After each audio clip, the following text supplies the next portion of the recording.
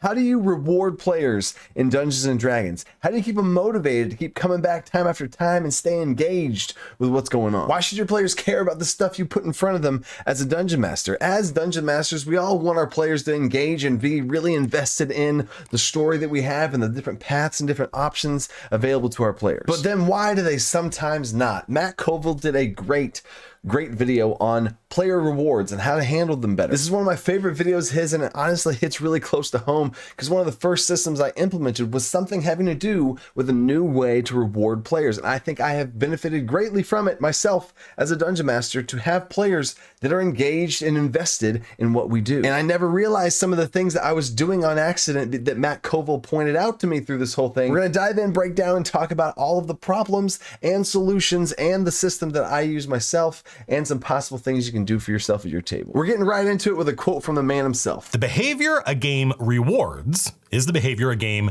encourages. This is classic game developer psychology of your players, of what they are rewarded for is what behavior that they'll do the most because they want those rewards. It all fits. So to put our game designer, dungeon master hats on to kind of think about this, there's three main points here that he talks about. Is one, what is the fantasy that we want to get across? Like, what is the thing that we want our players to feel? And then what behavior encourages that fantasy? And then what reward encourages that behavior? So there is a reward that connects to the behavior that connects to the fantasy, and vice versa. Maybe the fantasy is large scale mass combat kingdoms at war. Maybe it's more of a heroic type of fantasy that you want to have these players, or they're the heroes of the kingdom, or maybe it's something a little bit more darker and mischievous. But either way, whatever that fantasy is, there's going to be a behavior that you want your players to be able to do and participate in. Maybe it's doing heroic deeds, maybe it's doing sketchy deeds. Whatever these behaviors are, they should be rewarded, because the behaviors you reward are the behaviors they're going to do more. And the more they do this behavior, it all connects to the big overarching fantasy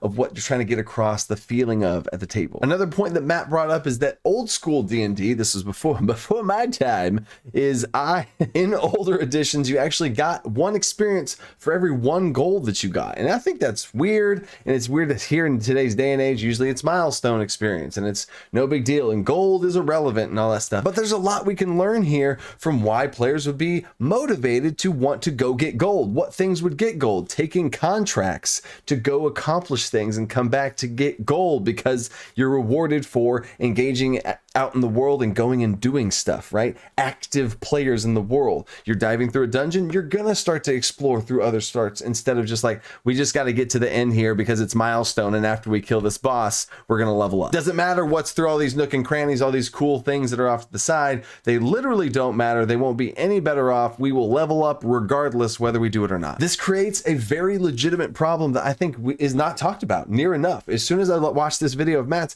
I was like, oh my gosh, that's so true. The things I learned from it were some of the things that I do at the table that I did not even know were helping to avoid this problem. I already do, which has not made me feel it as much. But then there's also things that I could do better. That's the whole point of what I want to talk about here, is what can you do better at your table to be able to engage your players more? How can your players be better trained or better think of things to be motivated and engaged? Here's another quote from Matt. All you have to do is show up, roll dice when the DM says it's initiative, and you will level up at the same time as everyone else. You get the same rewards anyone else with your class would get. And here's the kicker. You don't even need to show up. If you miss a session, no big deal. Everyone levels at the same rate, according to the rules. Players are not rewarded for being curious. They are not rewarded for having their own ambition in the game world.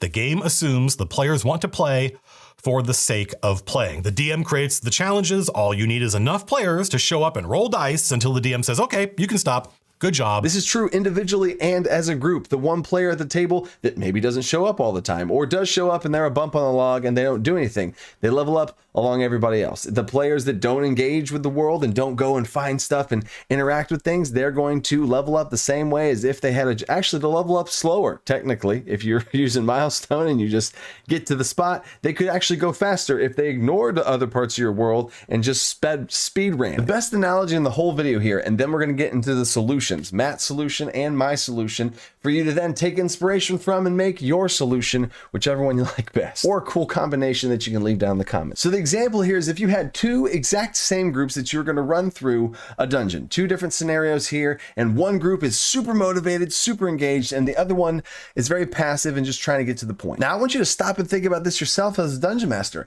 How would that change things? I had a self-reflection in myself too of, would it be different? What things would be different? Would they find the magic items? Are they along the path? Or would the players that are super engaged and going and exploring everything, is there stuff for them to find that's rewarding and interesting? Because sometimes I bet your players have been engaged, possibly early on when you were first dungeon mastering. Maybe you weren't as good as you are now, and maybe they tried to explore and found nothing. So then, no reward. Why would I play that way now? These are the type of self-reflections I want you to have here. But what would happen? Are there different items and rewards hidden around? Do they both level up the same? And if you look at their character sheets before and after, would they look the same? Would the story be the same of what happens afterwards and all of the events that happen as a chain reaction from that? These are the types of things I want you to think about. It might be weird to think about the character sheet, and I'll get to that here in a second, but the story, how your players choose to go through it and how they engage or not engage with things should affect and twist and change what happens after. Because rewarding players doesn't have to always come in,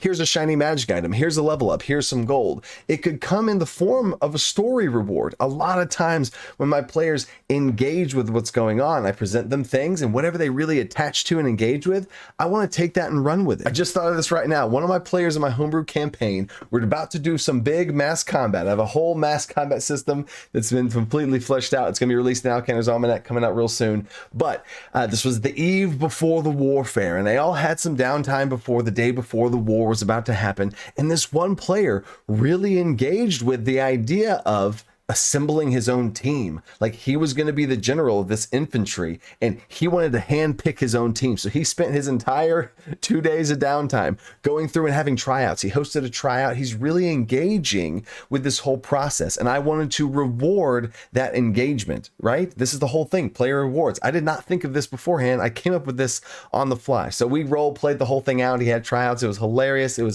was good time. But then I didn't want it to just be a good time because that's I guess a reward in itself is having fun, but I wanted to give him a reward. So when it came down to it and the battle was about to happen, when I handed the players out their little infantry unit cards and all that kind of stuff, his had an extra line I added on there based on the flavor and theme. He was able to move faster on the battlefield, and I gave his units a little movement speed increase because he specifically looked for the fastest of the fastest. So now him engaging with my mass combat system in this way and really wanting to run with it and take it the direction he did, he got a reward inside of the system that he engaged with. Meanwhile, in the exact same downtime, my warlock player engaged with his patron, reached out to his patron, asked him for help. His patron actually turned into a disguised version of another NPC and infiltrated the army and is now fighting alongside him. That's crazy. But that player is engaging with the world, engaging with the story, engaging with an NPC who's his actual patron and causing some really interesting stuff to happen, but it's a reward for him to have some of these things because he's engaging with my world. Okay, enough of my analogies. If you want to see more about my homebrew campaign and all of the full story of what's going on, we've had 18 sessions so far. My second channel, Dungeon Coach Plays, I have the full breakdowns of all my campaign sessions. Eventually I'll start live streaming, but anyway, back to rewards. So to keep going with these solutions here, Matt also talks about some modules use MacGuffins or different milestone parts that they can have be level ups, and they're tied to level ups and rewards of certain things that they have to find that aren't maybe in the main storyline. Maybe in your story, there's certain gemstones that are scattered across the world, and once they find every 2 that they find, they level up. Or another thing that just popped into my head is something I accidentally did in my first campaign ever, is I had these stone faces that were spread around the world, very video game-esque style of these little checkpoints that you can find, and there's rewards at these checkpoints. And they were scattered all and hidden all throughout the world, and some would give them stat increases, some would give them magic items, some would give them lore information. And I just did that from a very video video game inspired idea. I could do a whole video on video game inspiration implemented into the game. But this was a reward sprinkled out about going out into the world. The world was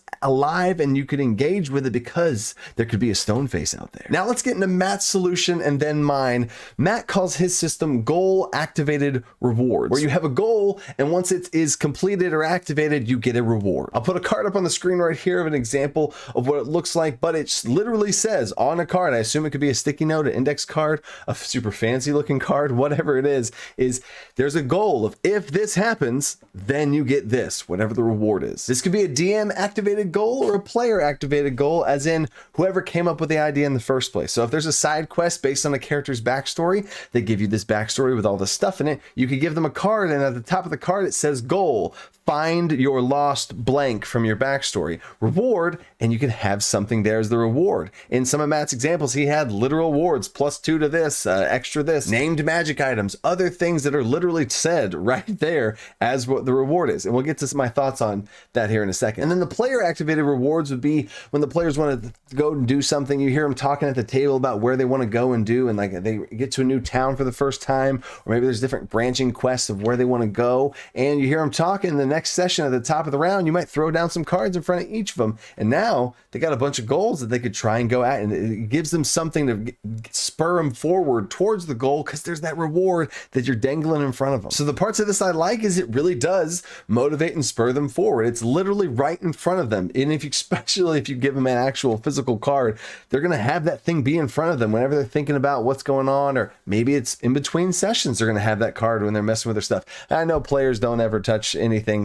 in between sessions, but we can dream, right? And maybe this can lead and spark them towards a goal they never really thought about. Here's another great quote from Matt on this. It can take something they thought about, that they assumed would happen if they just kept playing long enough, and turn it into something the player wants to make happen. And this is a much more engaged player. This is what we all want. We want to engage the players and motivate them to act in our world and have fun exploring and going and doing things and engaging with our world. Now, for some of the issues I had with this system that I would personally myself run differently, and I have been running differently, is the rewards. I don't like that the rewards are stated on the card. For one, that puts you inside of a box, and I'm all about outside the box here on this channel. Is I don't want to be put in a box on what the reward is.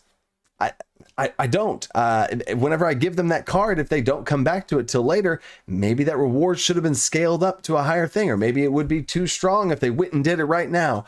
I want to see what they do. I might have an idea of what kind of thing it would be, and I could be very vague about that reward. So I would be very vague. If I did say something, I would be like, become more wise, advance your training with magic, discover new possibilities within you, or extreme favor with King Leomund. Wait, who's King Leomund? Wait, favor with him. Wait, have I heard of King Leomund? Actually, you had. And now this vagueness can be good for you because you can have wiggle room to kind of move and change things based on what those rewards would be once they actually get them. It's a cool reveal that the players are motivated to go get this mystery reward because it probably is enticing, and you can be as specific as you want to be as enticing as you want. So now what about the DC method here? How do I handle these things? And a lot of times these have been like I wasn't even thinking about them. I just was doing these things and they've been working. And from Matt putting this whole thing on the radar for me, I'm really thinking about these things now more, and it's been even better for me. But what works for me or what works for Matt might not work for you. So I truly want you to evaluate and think of and reflect on some of these points I'm making here to see what you can do for you and your players, because you know your players the best. I don't give my players cards. I don't give my players goals and rewards because I want my players to do that themselves. They should have goals. I talk to if I don't know what my players' goals are, or their characters' goals, you get the idea.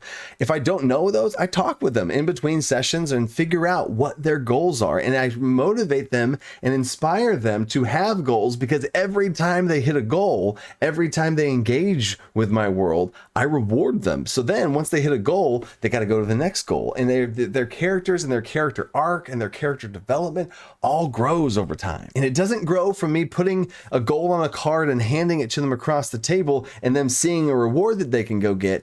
Oh no, it's a mystery box, baby. Engage with my world, see what you get. That warlock at the table, I guarantee you, he's played with me for years now. He knows, okay, I'm a warlock and he's my, okay, if I don't engage with this patron, maybe the patron gets pissed and then, okay, so maybe if I should engage, but then if I engage so much in a certain direction, I don't even know what I would get. So that's where I want my players to be, in this space of unknown, infinite possibility, where anything's possible, and based on what they engage with and what they accomplish and what they do, they'll be rewarded for it. So the two big ways I do this here, the first one is bonus level up perks. By God, I have done 3+ videos on the channel. I have 3 different PDFs. I'm about to release the 3rd PDF of bonus level up perks. I have volume 1, volume 2. I have a bundle of the whole thing. Links for all that will be down in the description, because in honor of all of this, I'm going to do a big sale on the whole thing. Bonus level up perks are, whenever a character levels up, they get a bonus level up perk depending on how they've been playing their character. What have they done between levels 3 and 4? So yeah, level 4, you get an ability score increase, and that's about it. Usually not really much stuff, kind of lame.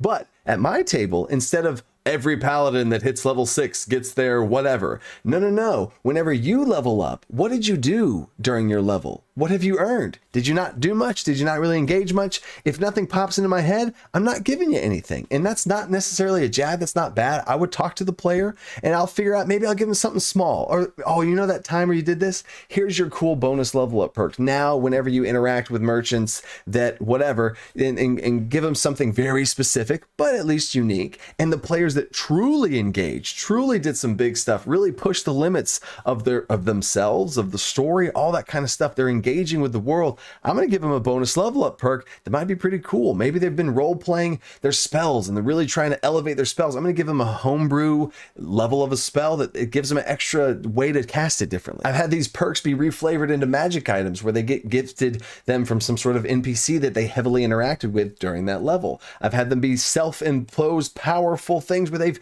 gone through so much training that they get a new ability. And sometimes these bonus level up perks don't come at level ups, and maybe they come during downtime. Who knows? My players got to stay on their toes, because when you're engaging with my world in whatever way you are, I'm constantly looking for ways to reward you. And my players know that, especially once you've played with me for a couple sessions, you're going to know that I'm rewarding and waiting for you to engage. And the beautiful part about that is it's based on you. You're the one that sets your goals. You're the one that goes and accomplishes your goals. And depending on what you're engaging with and accomplishing are what the cool things I'm going to give you for. I gave a random example from the mass combat and engaging with that and going all in on that. I came up with that on the fly. I did not prepare for that at all, but they really, really wanted to do that. So I'm going with it. I'm rolling with it. And oddly enough, that same player in a different campaign years ago, during downtime, they kept wanting to become an entrepreneur and create a leatherworking business. And I was like, oh, okay. What an interesting thing for you to do. They wanted to become an entrepreneur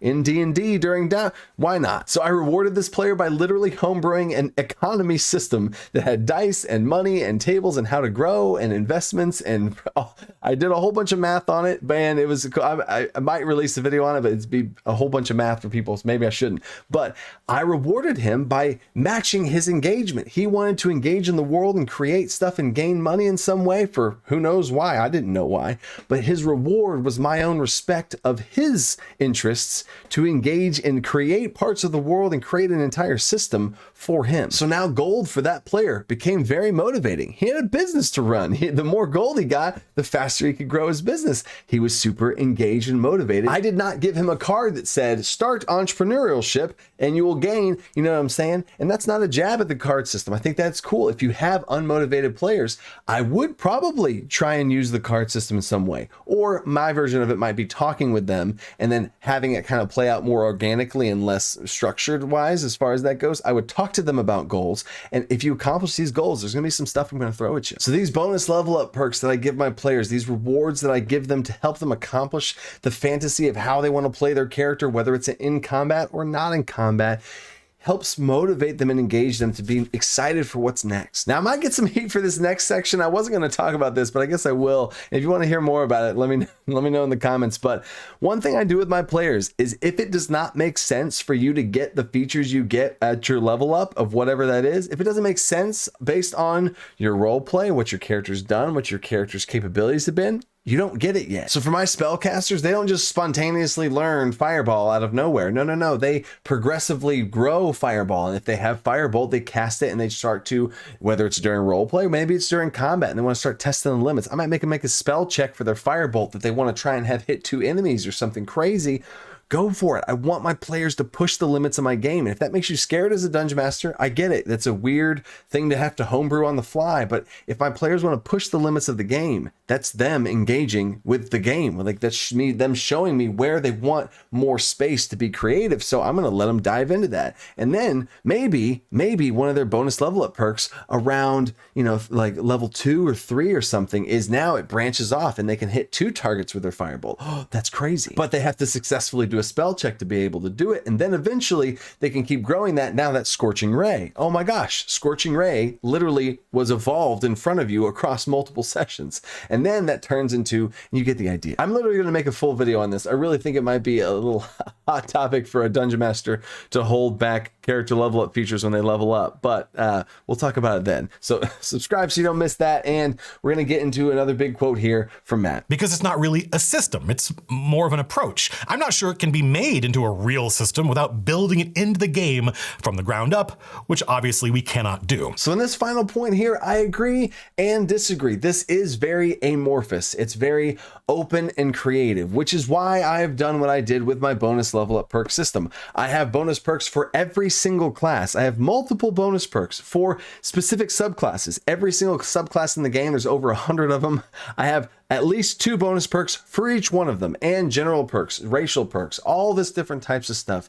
And that's the best thing I can try and do to give to you guys. And again, you can check out a link down in the description. It'll be on sale for this whole month from whenever this video gets posted. And you can get inspiration on these ideas, because I don't know who your characters are. I don't know who your players are of what they want and what kind of things they want. Maybe you have a barbarian that really wants to do some cool lightning sorcery stuff, so you can go to the Lightning Storm Sorcerer and have some interesting ideas there, or Storm Herald Barbarian and get some ideas there, or general stuff. You get the idea. I try and be as broad as I can with hundreds, literally hundreds of bonus level up perks that y'all can go shopping with, and maybe use the ones you find, or just reading them sparks inspiration of, oh, my player would love this if I just did this twist to it. So I would say engage your players by watching their behavior. Like we talked about at the beginning of the video, what's the fantasy you're getting across? What behaviors do you want to reward? Watch their behaviors and reward those behaviors, because they're playing the game in the way they want. You got a bunch of different people at the table, however many there are. They all play the game in different ways. They all behave differently, so you don't have to necessarily force them to play all the same way. Watch their behavior and reward them. If they're not, poke them, talk with them a little bit, see what kind of things and goals and stuff that they want to do, and then give them rewards or entice them with little carrots to get them along the way. You don't have to have it be a big, huge goal. Have little small goals that lead up as like a breadcrumb trail leading to bigger and better things. You know your players and their tendencies to how they like to play the game. You know their characters and their backstories and all the different stuff of possible goals and aspirations they have, so reward them. Speaking of rewards, I want to thank and reward my patrons for supporting me in literally all that I do here. I have some big stuff coming up, and my Patreon is the #1 way that helps support what I do here, especially some of the stuff that's happening in the future. So as soon as volume 3 of these bonus level up perks is released, I'm going to give it to my patrons alongside all of the rewards that y'all already get for free during the month whenever I release it.